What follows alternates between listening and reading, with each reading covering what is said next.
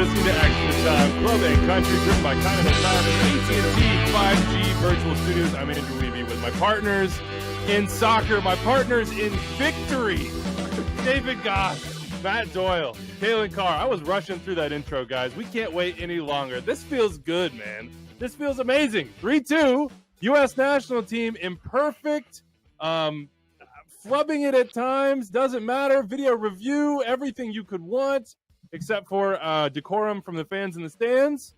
Nation League, I don't even know the name of this tournament anymore. That's how rattled I am. Concacaf Nations League champions. This is the title we always wanted, Doyle. This is it. We've reached the mountaintop. Yeah, obviously this makes up for 2018. I was winning. Wow. Wow. I can't believe you went to me first. You're all hyped up and everything. Yeah, you went to for me sure. first. I don't know. It was awesome. It felt like, okay, so a lot of things were awesome. It's great that the U.S. won. But one of the things is it just felt like this normal stuff was back of like the fans were crazy. These two teams going toe-to-toe, going to battle. It felt like the U.S. national team was back. It felt like CONCACAF was back. Everything that we're so used to happening. And then on top of that, we won the game. And we won the game with some huge moments from some young players where we've kind of been waiting for them to take this mantle and move forward. And this is one of those moments. It wasn't the perfect game, which is almost better in some ways that they showed that they could handle that. And you think back on great teams and champions and all these things. There's always that early one where you just kind of have to muddle your way through to learn how to win, to learn how to get there. And that's what the U.S. did today. Koss, did you lose your voice? Yeah, pretty much. You sound like you've been through it, man. I actually like it better this way. Like, if the U.S. would have won this game 3-0, we'd all be crowing and happy, U.S. fan base just in ecstasy. It's actually better this way, where it was ridiculous and silly, and Mexico got, like, we're off the rocker at the end. They were going after Pulisic. They were going after anybody they could get their hands on. Like, we got in their heads. And that is, for this young team, like such a bonding moment. Imagine what it's like to be on this team right now and win this game and to look around and be like, yeah, we just sent you off the field, Mexico. Yeah, we still got to make the World Cup, but it's their first step. This is their opportunity. We talk all the time about 2002 and before that and Borghetti and all these different, Eddie Johnson getting slide tackled into a Dos Acero, Clint Dempsey missing a PK and saying, yeah, that's what's up to get a Dos Acero. I mean, for these guys, we're looking at the highlights now. Imagine what that feels like. Imagine what they can take from that. I mean, it's exhilarating. It's amazing. It's amazing, and it's long overdue. This is the first win over Mexico in a competitive match since the final Dos Acero back in 2013 in World Cup qualifying, the game that qualified the U.S. for the 2014 World Cup. We haven't beaten them in a competitive match since then. So this was, it was huge because it's always a rivalry, but it's huge because it got nearly a decade-long monkey off this program's back. And to do it the way they did it was really impressive to me because I spent too much time on Twitter. I couldn't believe what I was seeing. The negativity about this performance was insane to me. Because, all right, granted, it wasn't perfect. It wasn't always smooth. There were times where we struggled to play through midfield. But, that's because Mexico's a good team. That's because Mexico went out there specifically to try to strangle the game in midfield. And I thought Berhalter came up with a really kind of ingenious system to get away with to get away from that, to make sure that the game was sort of decided along the flanks or in transition moments. And the U.S. were ready for that. The U.S. were much better on set pieces than I expected them to be, considering the fact that two of their center backs are non-threats on set pieces. So, all these boxes ended up, all the stuff that you talk about from what the U.S. identity has been over the past 30 years, this group checked those boxes. Being mentally tough, being, obviously resilient in terms of coming back from a goal down early off just a horrible play from Mark McKenzie, being, devastating on set pieces, being really opportunistic and really dangerous in transition. So having that foundation, and then you look at the level of talent that's out there as well, it feels good. It feels like a really, really important step. I will say that after the past 270 minutes, starting with the Switzerland game, then going through that Honduras game, and now through this one, I feel much better about this team's depth and preparedness for World Cup qualifying. And we're still not even scratching the iceberg. For the first 30 minutes of this game, the U.S. were struggling to put any sort of stamp on it. They weren't getting run off the field, but they were struggling. And to come back from that and to be able to use their talent and to, frankly, out-tough Mexico in a game with stakes riding on it, a long time coming. It's a big step, and I think we're all pretty happy.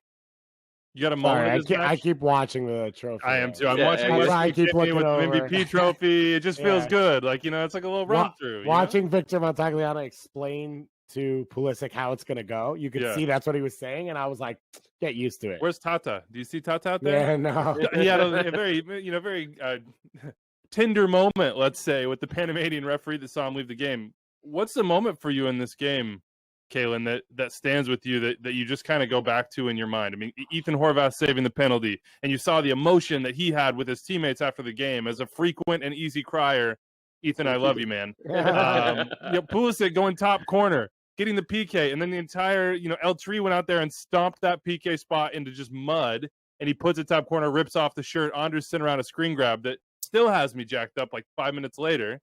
I mean, there were so many. I think the one that stood out to me, though, was the equalizer from Weston on the set piece, just because it came so quickly after Lainez's goal. And that was just one where, Lainez comes in immediately off the bench, and it seems like it's almost gives the death blow at that point. And to get that set piece, and Weston, skies up as he had been getting a free run up, literally one after the next. And the way he times his run, his, elevation and the control was just huge. And from there, you could feel like, okay, wait a minute, there might be more in this one for this. And there were so many lessons throughout the match for me when you look at the beginning, from the, harsh lessons of trying to play out of the back in the first, minute or two from Mark McKenzie. And you're like, wow, what a difficult lesson. You hope it's not just the end, and, that's sort of off. And then it was 2-0. And honestly, when you were talking about the 3-0 result, that looked more likely for Mexico than it did for the U.S. But the fact that the U.S. were able to come back, survive that first half, which I felt like there was a bunch of lessons in that first half. They start making some changes. I thought Acosta was fantastic throughout the night, even in the midfield, and then sliding to left back. I mean, that shows a lot to me. And a lot of the substitutions came in and did a good job. So it was just one after the next. And Christian, he didn't have his best match, right?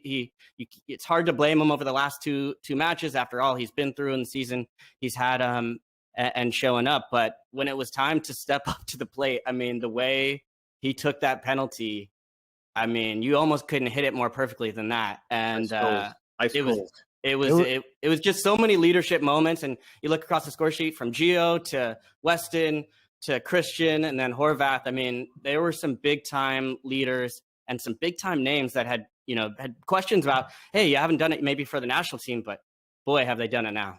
It felt like Landon-esque, that he was always going to step up. He drew the PK. The way he hit it, the way he finished and then he it. ran to celebrate in front of the El Tri fans, which is very Landon-esque. Yeah, and it felt like it, and I think you mentioned Christian. The shirt off, also a Landon move. The shushing, a lot of shushing. I was here for the shushing.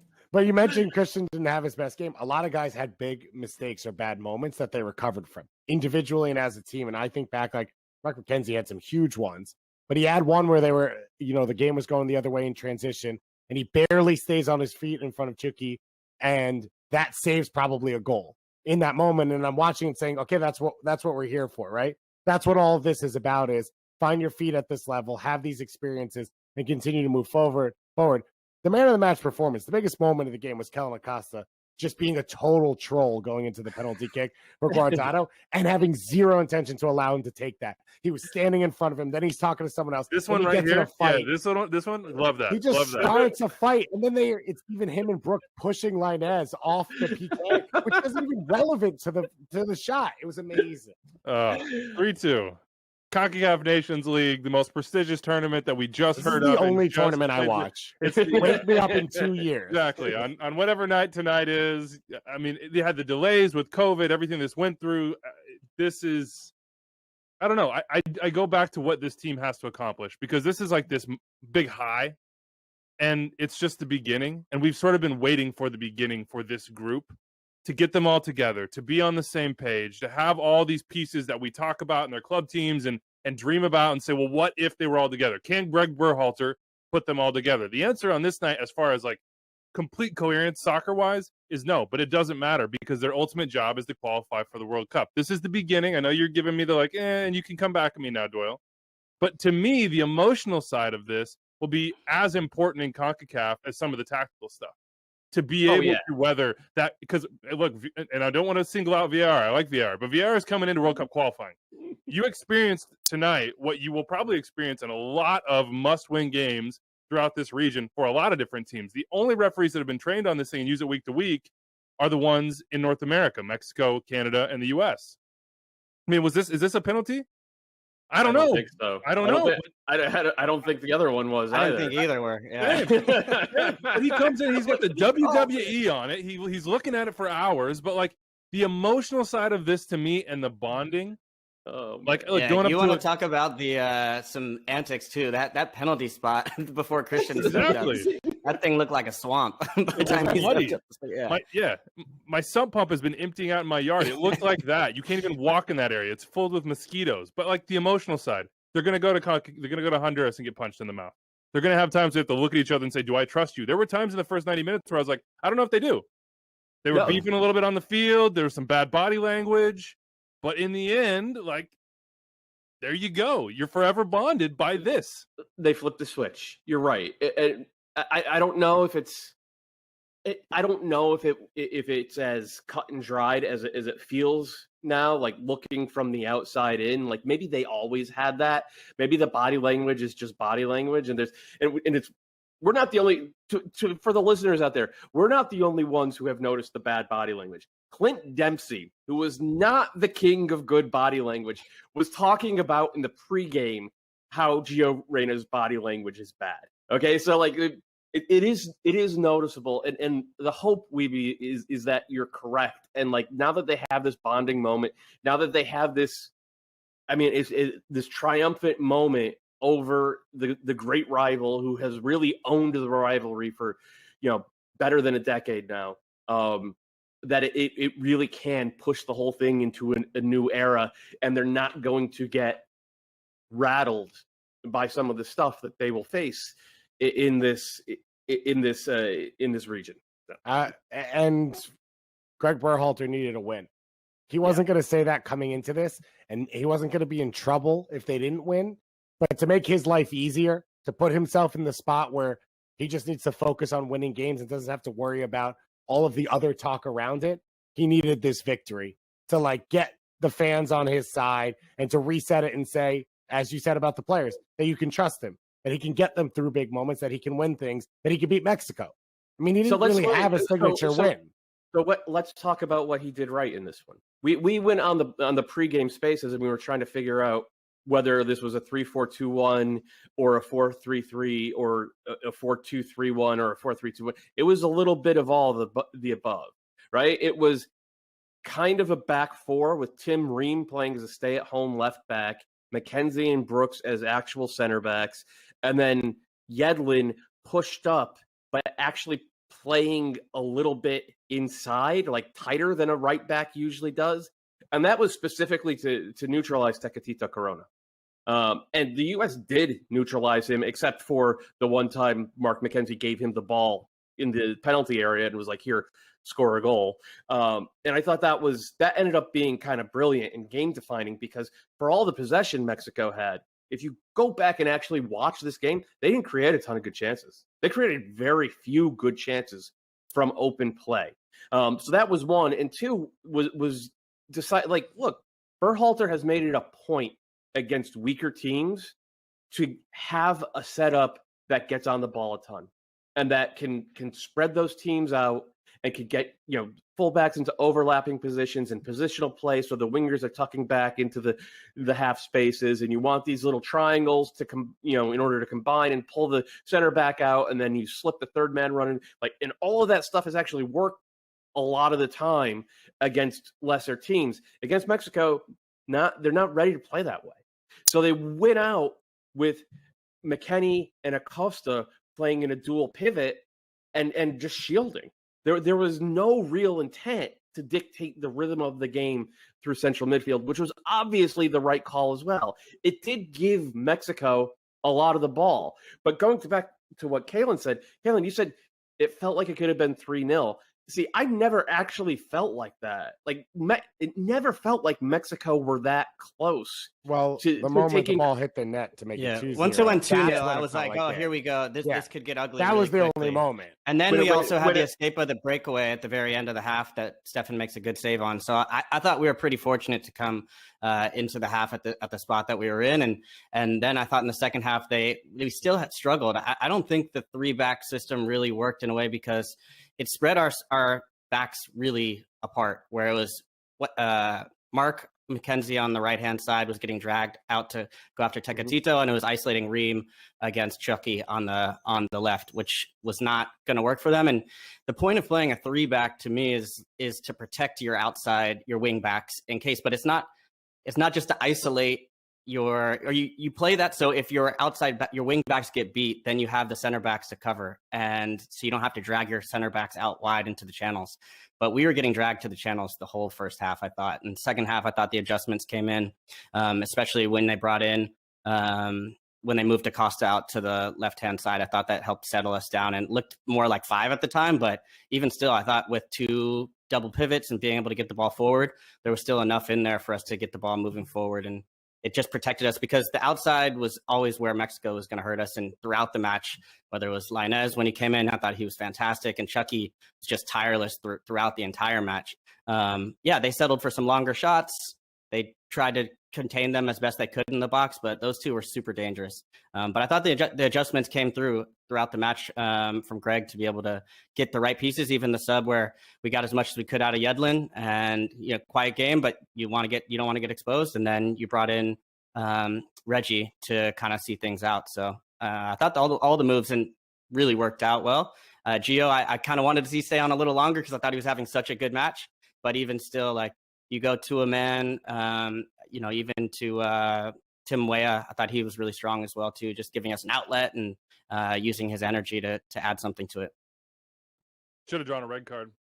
Ache, Hector Herrera, fortunate, and Zach Steffen, unfortunate. His knee, once again, off in this match. No contact. Comes out, picks up a ball, immediately kind of clutches, goes down. Seemingly wanted to stay on, and Wes McKinney had some words for him. Eventually came off. Ethan Horvath has impressed, I think, in every opportunity he's had recently in particular, and really did so again in this game.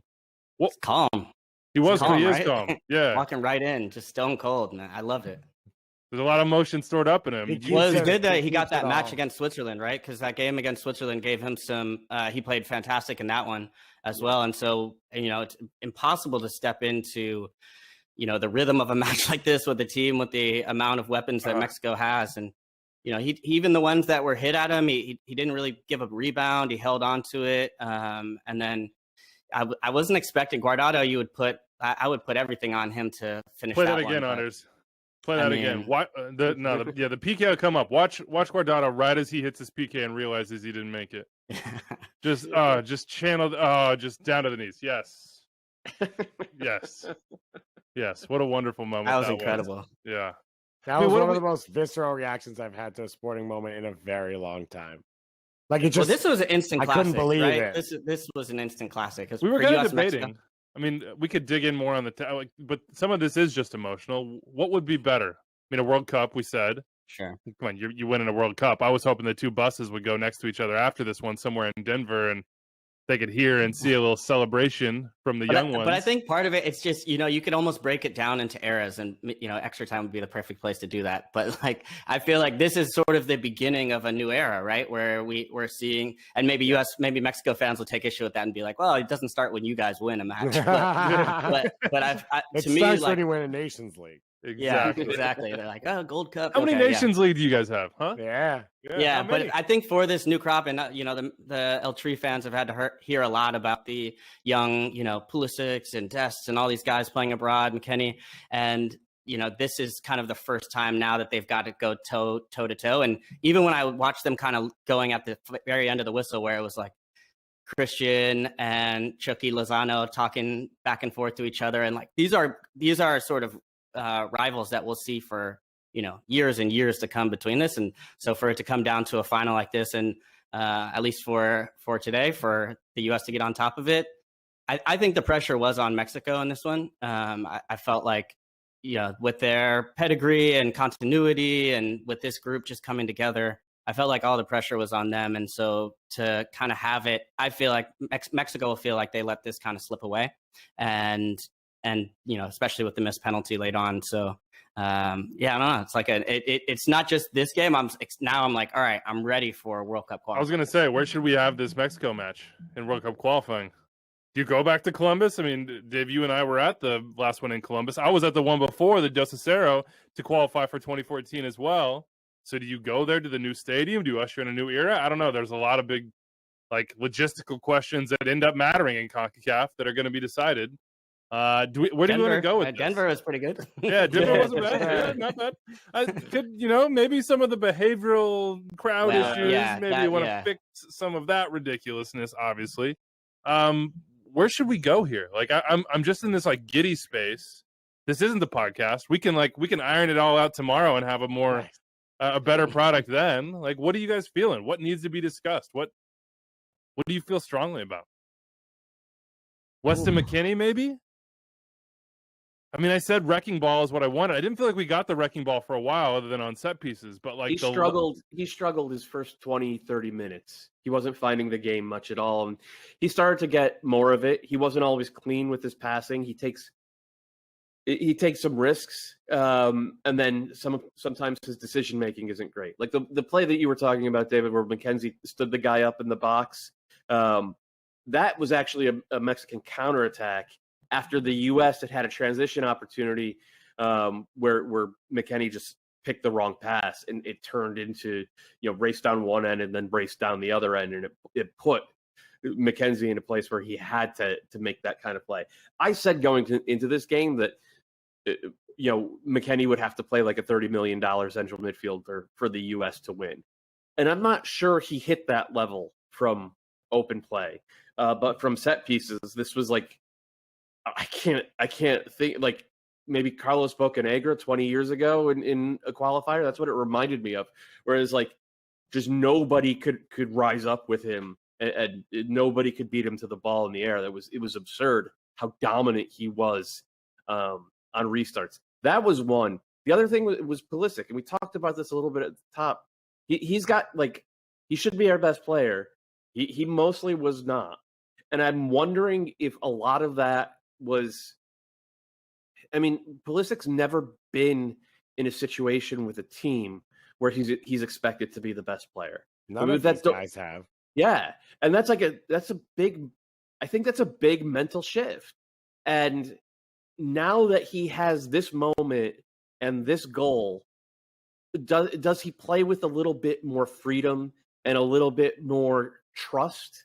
Because when I watch him play for the U.S., this game especially for the first 70 minutes or so, and against Honduras, it looks like every time he gets on the ball, he wants to score that Maradona goal against England. He wants to try to dribble everybody out of the team, and it's it just ends up being iso ball. Well, now that he has this moment, and he has now officially scored more goals against Mexico than Clint Dempsey has in his career. He's won more trophies with the U.S. than Jermaine Jones did.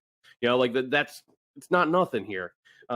Maybe he can relax a little bit out there and play more within the sort of team structure, and maybe that lets us get a better version of Christian Pulisic. And then that would obviously have kind of a knock-on effect. And you see the moments where he works, right? When he comes back in the midfield the first time, when he shifted positions and he's able to turn upfield. And the whole game, as you said, the knock-on effect, the whole game changes in that moment. Everyone's in the lane that they want to be in. Everyone's a runner. Everyone feels comfortable. Mexico questions themselves. And for a few minutes after that as well, the U.S. is able to play well. But every time Christian gets the ball, especially out wide, he sizes everything up I have to find a way to get through, to Doro's point, and the ball doesn't move quickly. And there are some transition moments where it's not he needs to take it 80 yards by himself. he needs to keep that ball moving quickly, and he wants to take that ball and do something for the team. And sometimes it helps, but a lot of times it hurt. He lost the ball a lot in those moments so where many you thought, times. but those are the moments where it's like, oh, that's where he's at his most comfortable. But he like wasn't in this game. And to Joel's point with Chelsea, that's where he loves to play, and that's where he lives. And so it's frustrating to see that.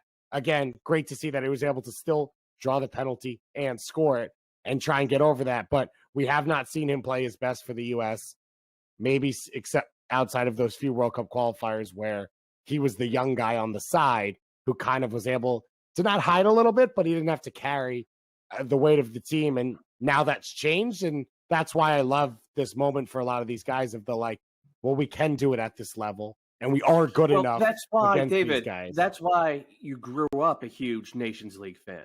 You know, like this was the you would mark it on your calendar every couple of years. It'd be like Yes. Nations League, get everything out of get everything off my schedule. Young David has to watch. Made this sure he got his tournament. dad to spend on the tickets for Giant When- Stadium. Took when the I watched- subway, NJ yeah. Transit. And what I remember best is the 1990 Nations League Final, which Oh was, yeah, of course, yeah, played classic. but it was played in June of 1991, obviously, a month before the Gold Cup, because that's how this always works. That's the moment I fell in love with the game. Caitlin, who's the winner in this player-wise for you? You look all over the field and you think about what's to come and the stakes that will rise. I thought for me, it's probably, well, it's hard to not say Horvath, but I'm going to go with Gio Reyna. I just think we knew what Christian could do because he's been in for a while and, done it for the U.S. men's national team and Weston as well.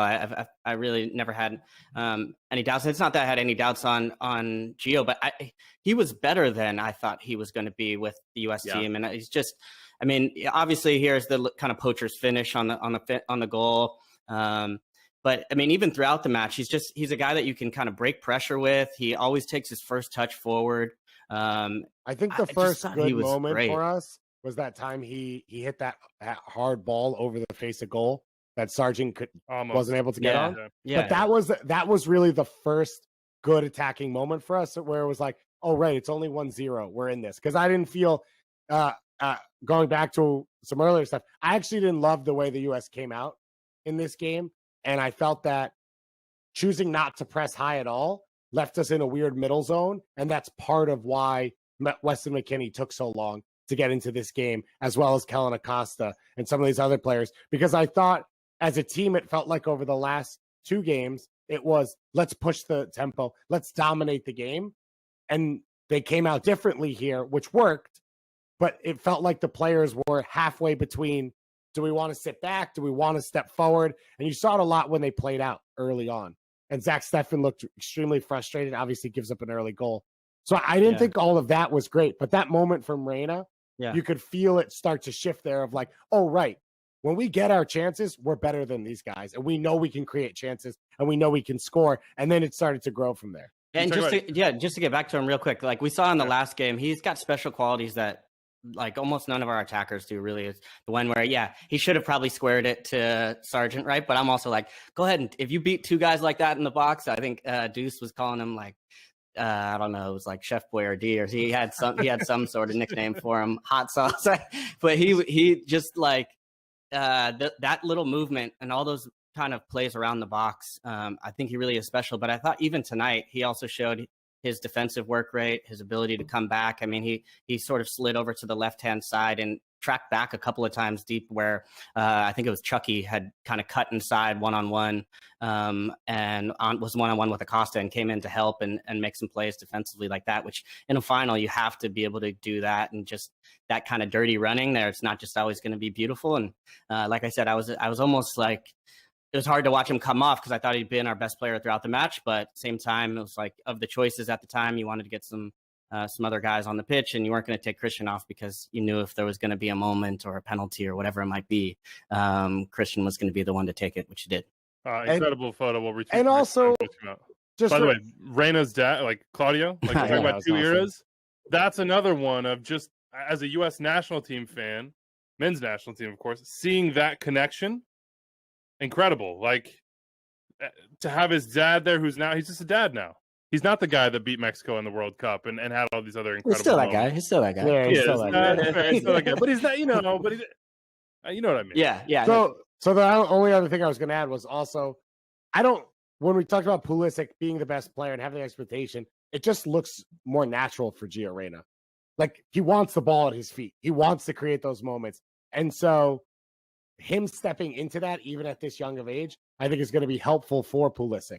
Because while Pulisic can do it, I don't know that he's ever going to dominate 90 minutes of a game. Gio Reyna has that potential, and it seems to come naturally for him. And All I right. broke the show. You did break the show. I don't know. I feel like I just feel like my brain's been running it at like 1,000 miles Can per I throw hour. so a couple other winners out? I think Kellen Acosta has to. Yeah, big time. I mean, just as Kalen said, to be able to play two positions in this game, to bring that to a team is huge. But also at that position where if it's not Tyler Adams, we don't have an answer right now. And he was able to at least hang and stay in there. And then mentally, he just seems to be a leader. I gotta tell you that, like, watching Adams come on and the difference between the speed and decisiveness with which he closes down a play and literally everybody else on the roster is like when he walked out. I had looked down, I was making notes, and I didn't even realize he had come on, and I looked up, and it was like a religious experience watching this guy just close down and end a possession for Mexico. He is so good in those. You're right. Big game from Kellen Acosta. I think after what we've seen the past week, he has clearly leapfrogged Jackson Ewell as the backup number 6. But Adams just adds such a different dimension in terms of the way he controls a game defensively. And man, it was nice to watch him play soccer in red, white, and blue again. What do you think about the goalkeeper position? Is this Ethan Horvath's job right now? I mean, we don't know what Zach Steffen's knee situation is, and I hope for the best for Zach. We had an amazing conversation with him. It seems like he had a lot of decisions to make, a lot of things ahead of him, both for the national team and for Manchester City or otherwise. But should Ethan Horvath, let's say Zach Steffen is fully healthy, everything's okay, this was a precautionary thing, he had a little tweak, whatever it might be, they're both there. Is it a competition now? Because it hadn't really seemed like one before. It kind of seemed like this was Zach Steffen's No, it job. should have been a competition for a while now, and Horvath has probably played his way into it.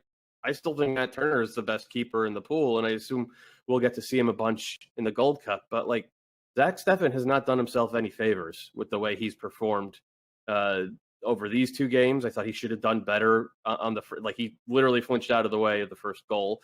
And granted, it was going 1,000 miles an hour at his face, but Horvath saved that exact shot against Switzerland a week and a half ago. So, I mean, I just, I hope Zach Steffen is healthy and able to go. I don't see how he is the number one keeper written in pen. I just don't see it. So whether it's Horvath or Matt Turner, hopefully, all three of those guys end up getting to places where they can play every week and play at a high level. Obviously, Matt Turner's already there, but that there's significant European interest for him, and that seems to matter to a lot of people, including Greg Berhalter. But I don't think any of this is written in pen. And as of right now, if there's a qualifier, Steffen is the name that would make me the most nervous. But one of the conversations on Zach Steffen is, well, he's not a starter. Neither is Ethan Horvath. Ethan Horvath started 6 games this year. And that's why I said I hope he gets to a place where he can play every week. So he needs to do a lot of work outside with the U.S. to put himself into that conversation to challenge with Zach Steffen. And I agree with what Doyle said that Steffen shouldn't be in pen, but I don't know that anyone else has emerged to push that spot for the same reason I was yelling at you guys about Josh Sargent before the game. Is the same way I think I feel about goalkeeper is no one else has taken it, but you also have to give people a chance to do that if the person in the spot hasn't really dominated over the course of it. And more frustrating for me than flinching on the goal with him was it felt like Mark McKenzie made a mistake and the U.S. was a bit rattled and he wasn't really the vocal leader controlling it. And he seemed a little bit shaken in possession early on, which made it harder for all those guys. And his body language was kind of like defeated and dead about it. And so I thought all of that was odd as he needs to be a leader in this group, especially with this young group. Like Unfortunately for him, he's the veteran. And so I expected to see more from him in that role. I'd still take Stefan, but I think you got to be multiple deep at every position, because we've seen what happens where one guy goes down and you're in a final, right? Or we had questions, what happens when there's no Tyler Adams? Like, do we just stop functioning as a national team? Like, we can't have that, right? So then you have to adjust maybe the tactics a little bit at that position where you can play, maybe play a dual pivot. And I thought Acosta stepped up and Weston played well as well together there. But with goalkeepers, you can't change the tactics, right? And just like play somebody else. So Horvath, you got to have competition there, and Horvath, and he stepped up. You can't say enough. We're talking about the positives, and there are a ton of them. And obviously, so there's some imperfect notes to be had here. What were the things that might have concerned you in a bigger picture? I mean, for me, Serginho Dest didn't look up to it, or this was not a game to remember much of anything for him. We're talking about giving the ball away, chemistry that we thought that he and Pulisic would have didn't seem to be there, really. All the things that make him special, we didn't really get to see any of those things. Serginho Dest didn't try against Switzerland. Like, if you go back and you watch those breakaways, like, he was not trying to get back. That's one game. Second game, he was really good going forward against Honduras. He was kind of disastrous at the back. And to the point where the third game, they switched the formation so they didn't have to play him as a defender, and he didn't really offer anything.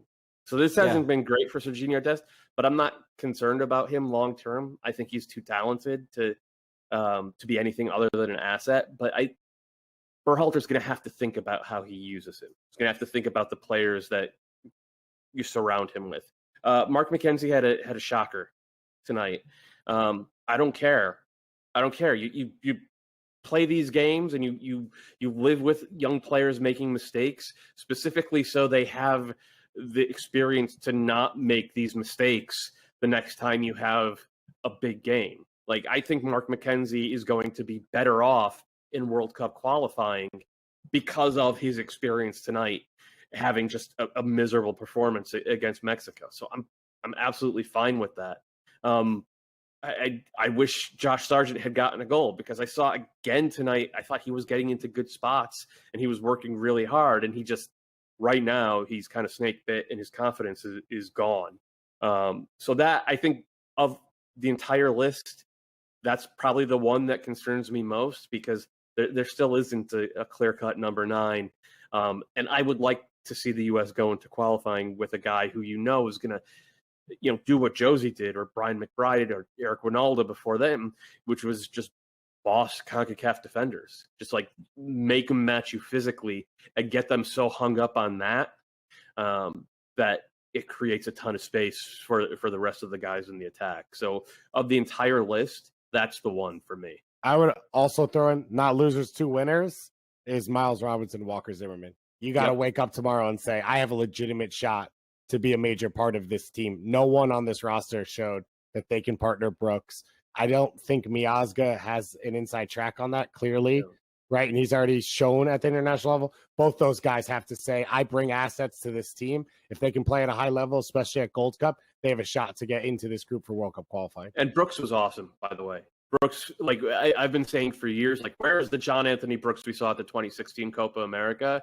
He showed up for these 2 games. He was awesome. I think we're going to save the rest for tomorrow, guys. We have another show. Extra time coming tomorrow. I can't tell if Wiebe is sneezing or yawning. Yeah, I'm sneezing. I'm sneezing. My allergies have really started acting up here. I'll tell you all about the pollen on a later date. But look, this is the first of many for us, because we're going to be back here for the Gold Cup. Speaking of guys like Miles Robinson, speaking of guys like Walker Zimmerman, after every U.S. game, we're going to be doing this, trying to digest what we saw, try to break it down, trying to, enjoy hopefully some big moments with all of you out there. I don't think it's just center back. I think some center forwards in that competition are going to be thinking, why not me? And maybe there's going to be a couple guys that get pulled out for World Cup qualifying, which then starts, I believe, in September. So we'll be back for that as well. This is it. This is what matters. I mean, this was the first step for this team as a group together, I think, in a big moment. It was a marquee win for Greg Berhalter. Whoever took this photo for Fox Deportes of Christian Pulisic shushing and Reina with like the. Can we just take a moment though, because I feel mean- like this is getting lost. We have been through some tough U.S. men's national team performances over the year Yes. as a group, whether in studio or virtual studio. We should celebrate this one, guys. Like this is a one to celebrate for us. This was, Yeah. I mean, for everybody, but this was fun one to watch, man. It was so good to see the U.S. back and like fighting, talent, like mistakes, whatever, but like learning mistakes in a win in a final over Mexico. Recovering. I'll Listen, give that Like any picking day. yourself up off the mat and not just being like, all right, we're still here. Being like, nah, I'm gonna headbutt you in your nose. Here we go. Like, and that's what it felt like. Wes McKinney getting choked. Wes McKinney coming back. It didn't matter. Any scrum he was going like 300 miles per hour into. Like It was amazing. let's put a win behind your back. We got to put like a full case around Weston McKinney's head so he's not a victim of that anymore. I will say the biggest victory of the day was we didn't have to have Matt Doyle say data points. This was a game with no data points. The U.S. finally won, and we don't have to explain what was good and what was bad. No more data 3-2. points. Throw the data out. Boom. That's your data right there. Delete the spreadsheets.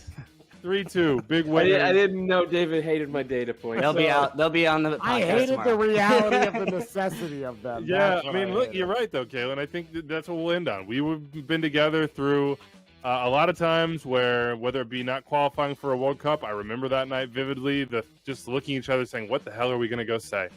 What can we say about something like this?" To all the growing pains, to all the moments where I was like, "Yeah, we have some decent players. Is this group ever going to be together? Is this who are these players going to be? Because they've grown so much in the years since. So we'll see how much more they grow." Gold Cup coming up. Of course, another friendly coming up here against Costa Rica. So this is not our only taste here. There's another one coming. We'll see how Greg Berhalter and these guys handle that one. I've just been watching them do like the ring around the rosy celebration and lift trophies. And it's reinvigorating, to be honest with you. So a lot to come. We'll cover it right here on Extra Time, Club and Country, driven by Continental Tire. We'll be back tomorrow. Extra Time, Mondays and Thursdays, 5 p.m. Eastern. If you have something you want us to go into further, we'll try to think this over, be a little bit more coherent, excuse me. Probably not. Probably You not. don't That was so fitting for us. Wiebe stumbled on the word coherent. Exactly.